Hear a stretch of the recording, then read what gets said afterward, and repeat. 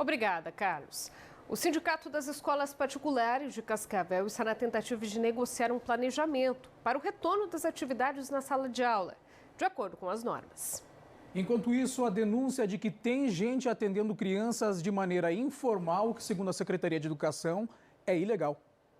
Cascavel tem atualmente quase 67 mil alunos matriculados desde a educação infantil até o ensino médio. Mais de 54 mil são de escolas públicas, cerca de 14 mil nas particulares. Por causa do coronavírus, as aulas foram totalmente suspensas desde o dia 20 de março. Gradativamente, Estado, município e estabelecimentos particulares se adaptaram para as aulas online. A questão é que, com a retomada das atividades no comércio, boa parte dos pais ou responsáveis teve que voltar ao trabalho, mas sem escola, onde e com quem deixar os filhos. A Marta é presidente do Sindicato das Escolas Particulares de Cascavel e conta que tem recebido informações de que pessoas sem autorização dos órgãos competentes estariam trabalhando cuidando de crianças. A nossa reportagem teve acesso a um áudio enviado pelo WhatsApp a uma mãe. A mulher, que se diz cuidadora de crianças, fala como funciona o serviço e dá detalhes do atendimento aos pequenos. Essas que eu cuido dormem até tarde. E assim, elas levantam, eu dou café. Aquelas que tomam café com leite, tomam café com leite. Se não é Nescau com leite. Eu dou café, eu dou pão. Senão eu faço bolo. As mães sempre trazem alguma coisa para as crianças comer. Trazem bolacha, trazem iogurte, né? E daí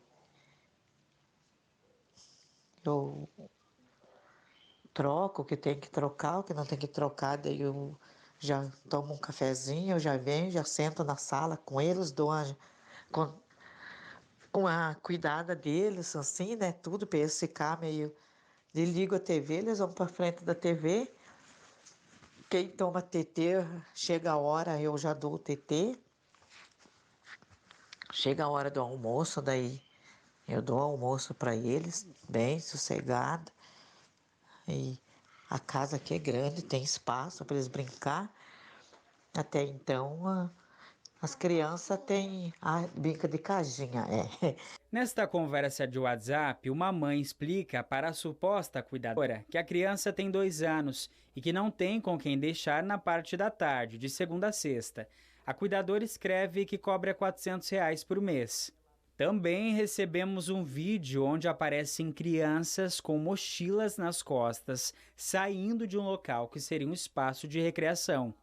A Marta se mostra preocupada com as denúncias que tem recebido. Quando nós pensamos no retorno das escolas, nós já sabíamos desses trabalhos e esses cuidados das babás.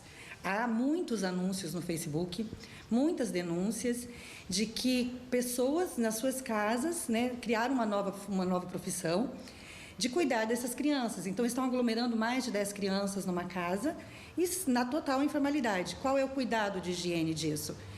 Nós, escolas privadas, temos um protocolo de cuidado, de saúde e de higiene há muito tempo, exigido pela Vigilância Sanitária e demais órgãos. Diante dos casos, conforme o sindicato, protocolos de segurança foram apresentados ao município e também ao Ministério Público para a volta gradativa das aulas presenciais na rede particular de ensino.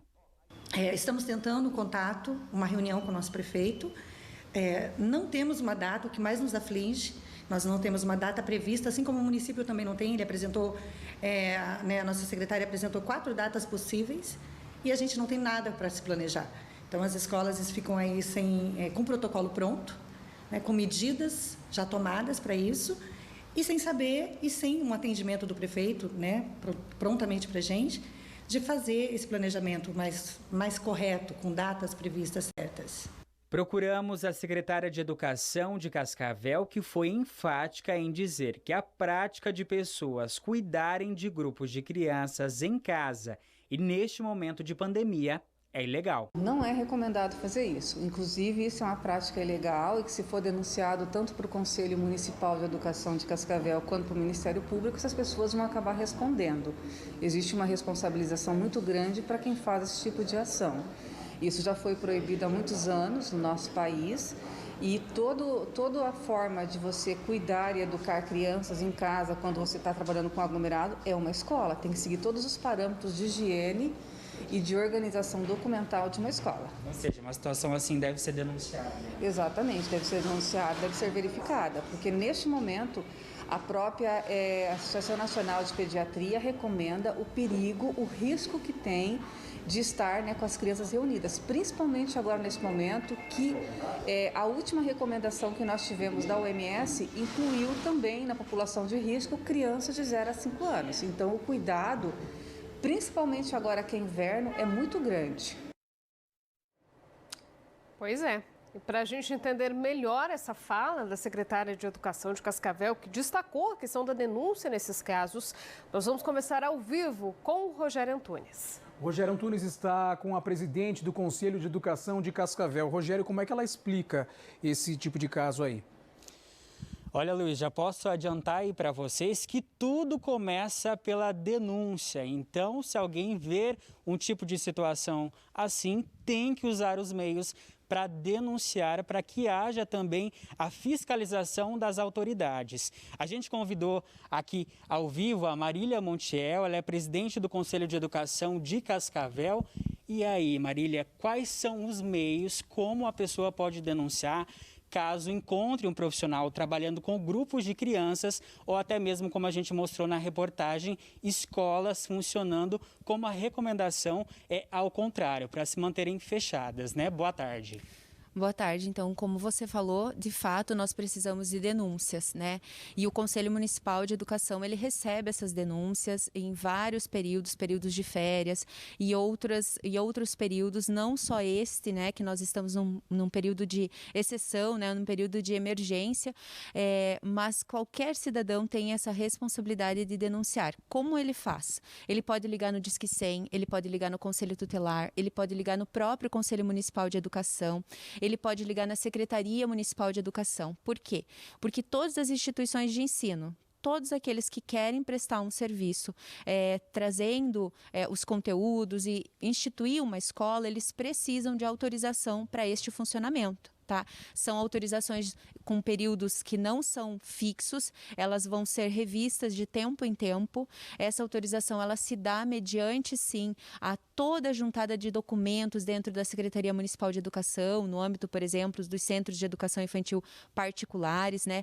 Também os conselhos estaduais também fiscalizam através do núcleo regional, né? E aí, feito toda essa documentação, é que se tem essa autorização, tá, de funcionamento. Então, hoje, o que eu queria destacar é que, independente daquela instituição estar regularizada ou não, as instituições não devem estar funcionando.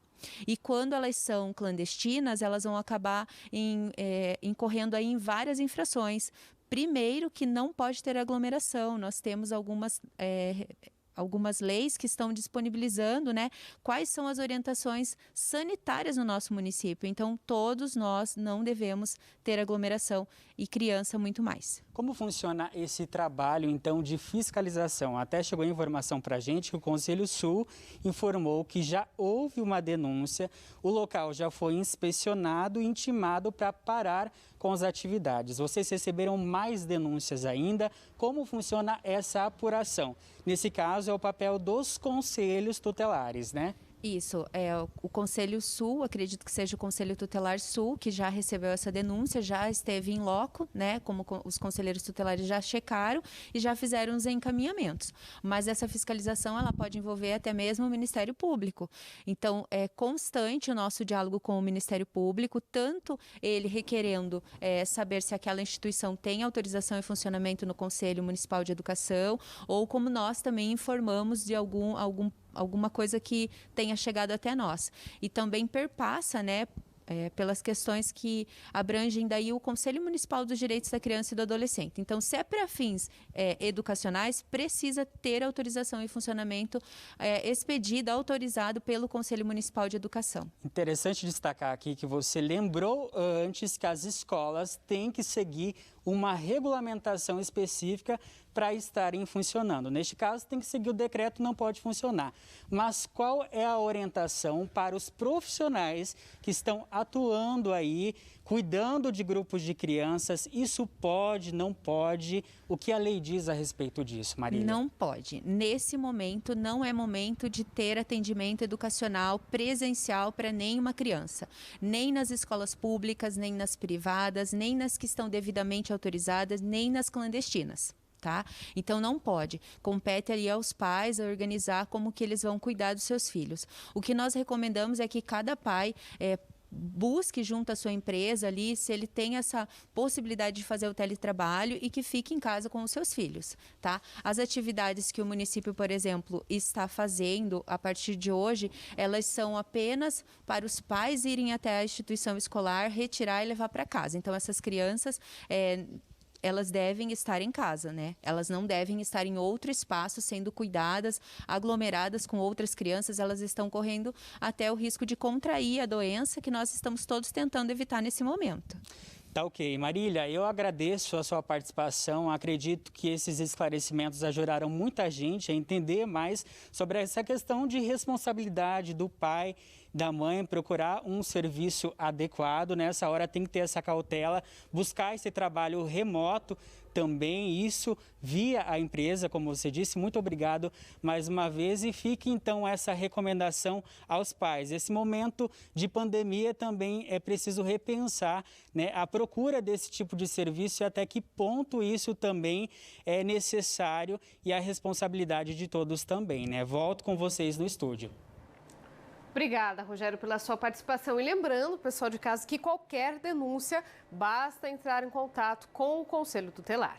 Eu quero reforçar dessa importância, porque muita gente pode pensar assim, a criança, nesses casos que a gente tem mostrado pelo mundo inteiro, as crianças são as que menos sofrem as consequências da Covid-19. Porém, o perigo maior que existe em relação às crianças é porque elas normalmente não manifestam sintomas.